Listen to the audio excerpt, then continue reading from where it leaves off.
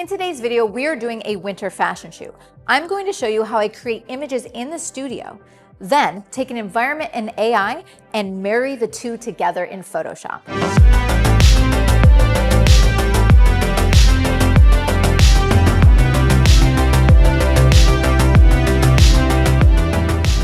Hey everybody, Lindsay Adler here. As a portrait and fashion photographer, I'm always trying to keep up on the most recent trends and see if I can incorporate them into my work and style for my clients.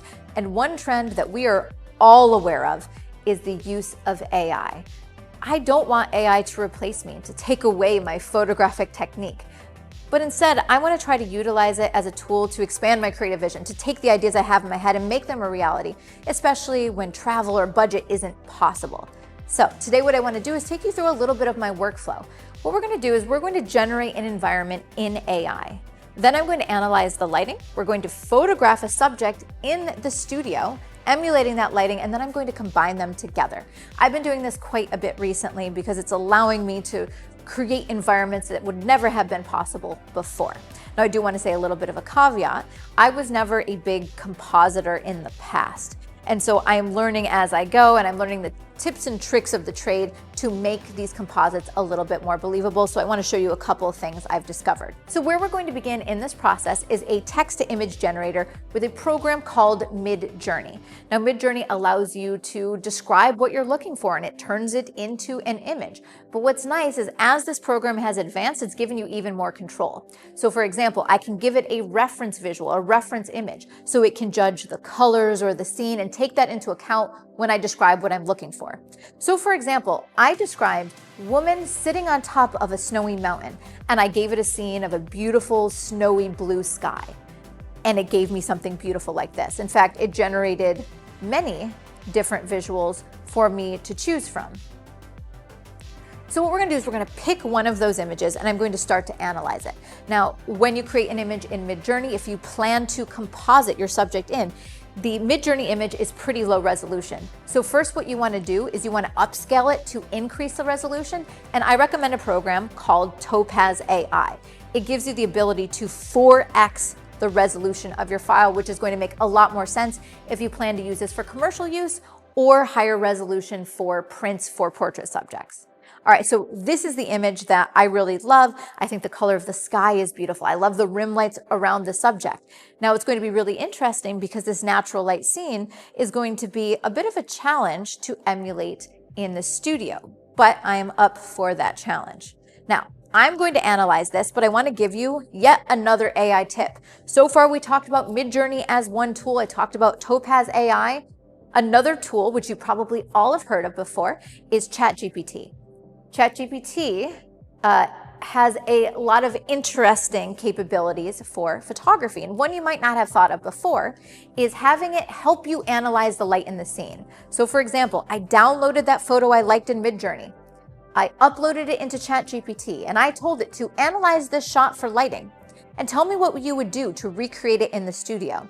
And within a matter of seconds, it spits out an analysis of the scene. And then it also gives me a studio recreation setup. So it knows that the main light to simulate sunlight needs to be hard, needs to be a very crisp, defined light. It suggests some modifiers. It tells me about the fill light, which would be accurate for the bounce of snow. But I just wanted to note that there are several things that aren't right here. For example, it has the incorrect placement of the main light. Also, my subject is going to have a different skin tone, and so the way that it describes fill wouldn't work. So I find ChatGPT for something like this to be useful, especially if you're trying to deconstruct lighting and you're new to it, but it can't be the end-all be-all. Your expertise in lighting is what's going to really sell it and help it be believable. So let's go back to our image and give it a little bit of analysis. Here's what I see going on. There is a beautiful hard light of the sun from the top right-hand corner of the frame, which is illuminating the fur on our subject. It continues all the way down the body. So I want a bright, defined rim light. Now on the left-hand side of the frame, there's still a rim light, but it is softer and it is a lower power because that rim light is bounced off of the snow. So I know immediately I need at least 2 rim lights, one a little bit more defined than the other, one a little bit more bright than the other. Next up, let's look at the light in the front. I am noticing a lot of bounced soft light, including a little bit of cyan. And that's because, especially on a clear blue sky day, the blue of the sky is what bounces around the scene and fills in the shadows. So the shadows should have a bit of a blue cyan to it. And then lastly, let's look at the light on the face. That light on the face is really soft because it is being bounced from below and it is really diffused. So those are the things I'm going to keep in mind as I build the light in my scene. So with that, let's bring in our subject, and I'm going to make a few adjustments for the reality of the outfit and the subject's skin color and try to sell it so that it looks as if she is in the frame when I composite it later on. All right, so we're going to build in our light one by one, and you can see how amazing my subject looks. She's going to fit this environment so perfectly, but you'll notice the difference between the reference. With the darker skin tone, I will want to make adjustments so that it actually illuminates her in a beautiful way. All right, so we're going to begin with our first light. I want to emulate the feeling of that hard, crisp, defined sun. So you see to the top right-hand side of the frame, I am using a zoom reflector. So this is basically just almost a bare, hard light that's going to be top down to give us that sunny feel. Now, when I take that image, there's something else I want you to know. If you look at the background, I've chosen this light blue. And the reason I've chosen that is because the light is going to bounce around the scene. And I want some of the light that bounces back onto the shadows and the snowsuit to have a little bit of a blue cast. I could do a bit of this in post. I could probably add a gel, but this is honestly going to be easier because it's most similar to what would be happening in the environment. So that's why we've chosen the different color background. Rather than gray, I want it to bounce. So let's take a look at that first light. All right, so that's looking pretty good to start. And I even have a little bit of lens flare in the top right-hand corner, but I'm not going to be including that in the final shot. So it is really giving me that sunny feel. Now I do notice that perhaps a little bit down the body, the shoes don't quite have the rim light that I think that they should have, especially if we go back to our original reference. That highlight is bright down the entire body. And then remember, it also exists on the other side. So what I want to do is I want to add another rim light over on the right-hand side, as well as the left. And I'm going to do this time with strip softboxes. These are 1 by 4 foot strip softboxes with grids. The grids are just to prevent a little bit too much bounce going around the space. I don't want it to be so blue on her, but that will continue the nice even rim lights on both sides of the subject's body. So let's add those rim lights in. What you will notice is that highlight continues a little bit further down the body on the right-hand side, and then we have the really subtle highlight on the left as well. So far so good. Now you'll also notice that we do have a little bit of the bounce of the blue on the jacket and in the shadows here. It's subtle, but you definitely see it. Now I can bring this out a little bit more in color grading as well. So for example, maybe I want to cool down the white balance of the entire shot. So I went from daylight white balance just a little bit cooler. I'm currently at 5400. I could also go into my blues and cyans and pump up the saturation. But I'm likely going to do that once I composite the two so I can start to match the blues and the saturation a little bit more similarly. I have found that if you can match contrast as well as the direction of light, as well as the color, as well as the saturation, that's what makes a composite more believable. Okay, so far so good, but you'll notice I don't have any illumination on my subject's face. So that's where we're going to add a face light. Now, I am going to diverge from our reference. Our reference basically was a big soft light from below.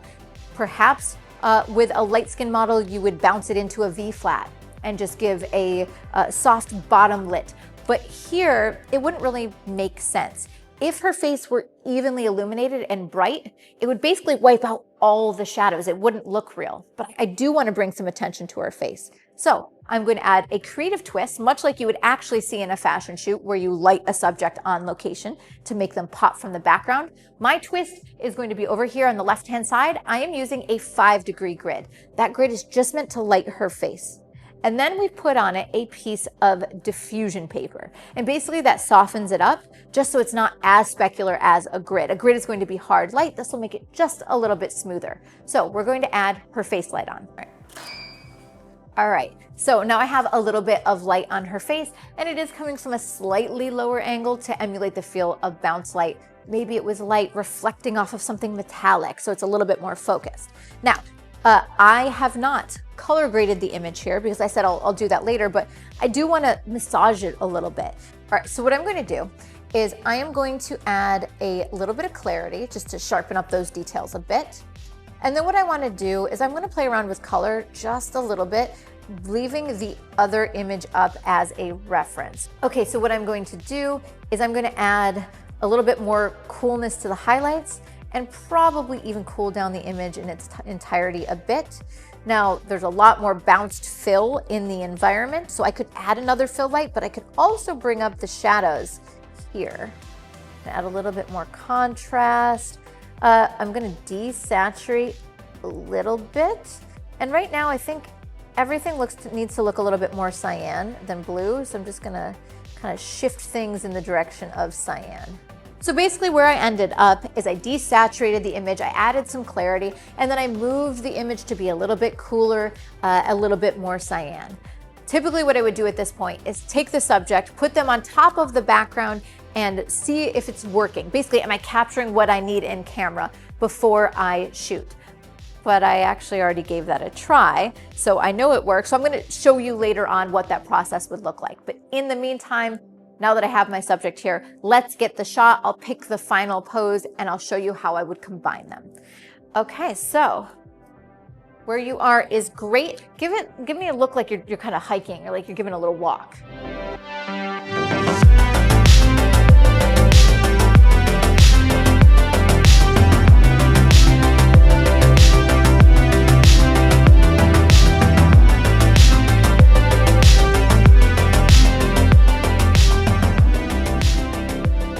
But one of the things you might have noticed when I was shooting is we actually brought in practical elements. So we brought in fake snow. You can buy it really cheap online. You simply add water and it's this weird jelly substance. Anyway, when I am shooting something for AI, I tend to also try to get a shot that looks good in camera. The reason I want to do this is I like to show the behind the scenes process, but just in case the AI image doesn't work out for me, I still want to have something that feels really strong. So this is a learning process, and so I still like to try to get something interesting in camera. So for example, you can see kind of what it was looking like with that backlit fake snow. It looks kind of awesome. Anyway, so what I've done is I've selected an image that I thought was maybe a little less posed, more like the subject was walking in the snow. And what I'm going to do is I'm going to bring it into Photoshop. Now, I actually worked on this for about 10 minutes. But realistically, with my, let's say, more novice compositing skills, it would probably take me significantly longer to get it just right. Often I'm just tinkering, I'm getting other people's opinions. But what I'm looking for is I'm looking for directionality of light, I'm looking for color, I'm looking for contrast. So I have brought the original file into Photoshop. This is the one that I created in MidJourney. And then what I'm going to do is I'm just going to show you my layers. Again, all done in like 8 to 10 minutes. So what I did is I made a selection of the subject and I ran a generative fill in Photoshop. And so I was able to remove the original subject in there. Next, I found the frame that I liked of the model that I shot. I thought she looked pretty cool and relaxed here.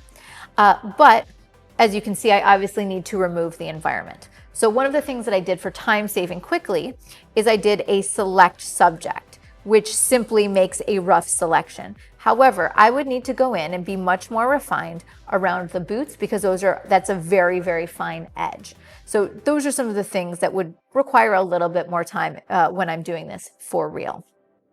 So next up, I actually have my adjustments in a couple of categories. The first one is going to be adjusting the contrast and color of my subject.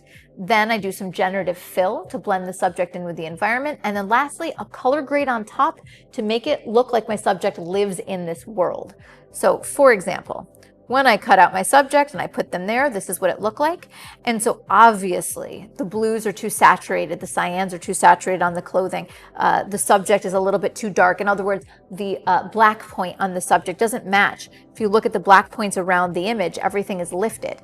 So what I did is I started desaturating, I lifted up the black point, and then I adjusted some things with curves. So this gets me closer to looking realistic.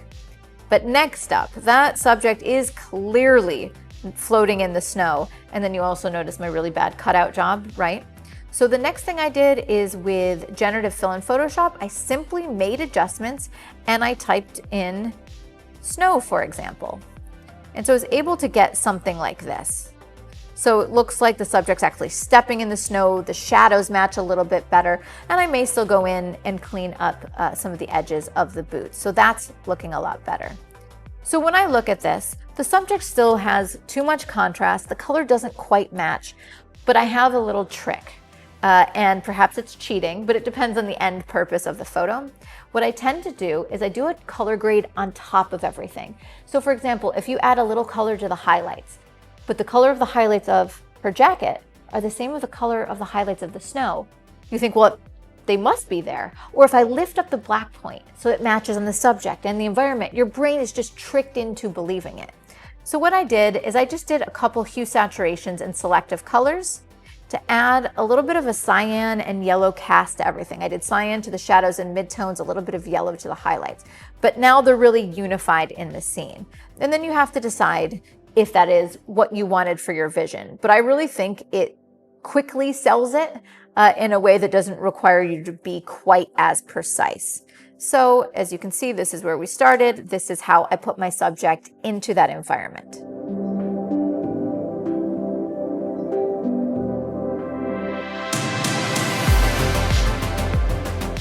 I think that the end result looks pretty awesome. And unfortunately, I'm not going on jobs that will fly me to mountaintops and bring my models and entire team there. But that doesn't mean I don't have a vision of shooting that way. And so one of the ways that I've begun to embrace AI is creating environments and scenes that inspire me. Scenes that wouldn't be possible to build, or I don't have the budget to build. And then analyzing the lighting, recreating it in the studio, and then compositing my subject into that environment. Now, if you want to get even more into AI, there are other ways that you can use AI to match a color grade. So the shot that you did with the reference image, you can actually bring those together. There's also ways to blend it further in AI. So it is just another tool to bring the vision to life. And so that's the dance that I'm trying to do as a photographer who deeply loves the creative and technical process of image making. Now, if you want to see the gear used to make these images, you can check out the links in the description below. I was using a combination of ProPhoto strobes, Savage universal backgrounds, and tethering into my computer. The tether cord tether cable and tethering is essential for this process, for me to be able to compare side by side my reference image with what I am capturing to see if I can believably put them together. So the technique and the creativity work seamlessly. All right, everybody. Thanks for watching, and if you want to see more of my AI inspiration and AI composites, check the links in the description below because I have several more videos that cover this subject matter. Thanks for watching.